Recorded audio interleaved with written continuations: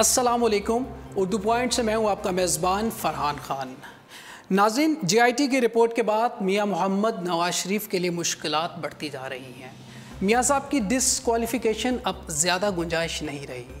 जुलाई का महीना बमुश्किल निकालें, ये पनामा के इशू में बुरी तरह फंस चुके हैं। इन्हें फंसाने में गैरों से ज़्यादा अपनों का किरदार है। मियाँ नवाज़ शरीफ साहब वाक़यात की टेप को रिवाइंड करके देखें तो असल दुश्मन तक पहुँच जाएंगे। ये याद करें कि शरीफ फैमिली को किसने ऑफशोर कंपनियों की मलकियत का मशवरा दिया था। वो कौन लोग थे जिन्होंने वज़ीर आज़म से ये हैं वो ज़राए और मैं एक लम्हे की ताख़ीर नहीं करूँगा जैसी तकरीर करवाई। वो कौन लोग थे जिन्होंने सुप्रीम कोर्ट के 5 रुकनी बेंच से इस्तिस्ना लेने से रोका था। वो कौन लोग थे जो इन्हें क्लीन चिट की यकीन दहानी करवाते रहे थे। और वो कौन लोग थे जिन्होंने JIT को तस्लीम करने का मशवरा दिया था। और वो कौन लोग थे जो वज़ीर आज़म की फ़ैमिली से मुलाकात करते थे और इन्हें यकीन दिलाते थे मामलात हमारे कंट्रोल में हैं, आप फ़िक्र ना करें। और वो कौन लोग थे जो इन्हें निहाल हाशमी जैसी हमाकत से रोकते नहीं थे। मियाँ साहब जिस दिन ये टेप रिवाइंड करेंगे तो उन्हें दोस्तों के भेस में छुपे दुश्मनों तक पहुँच जाएंगे। सेनेट के इलेक्शन और जुलाई के दरमियान 8 माह हैं। ये 8 महीने इनके लिए आसान नहीं होंगे।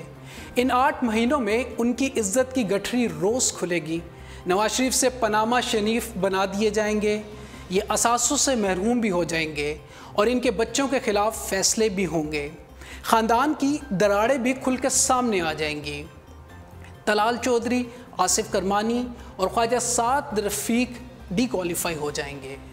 राना सनाउल्लाह, आबिद शेर अली और दानियाल अजीज़ भी तौहीने अदालत में तलब होंगे।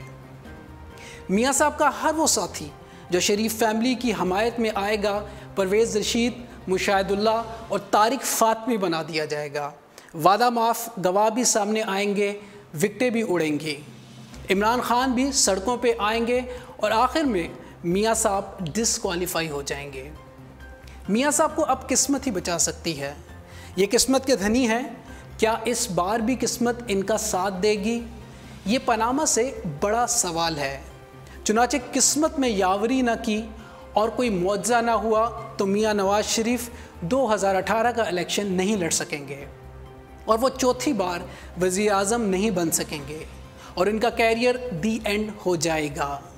दिल के फपोले जल उठे सीने के दाग से, दिल के फपोले जल उठे सीने के दाग से, इस घर को आग लग गई घर के चराग से।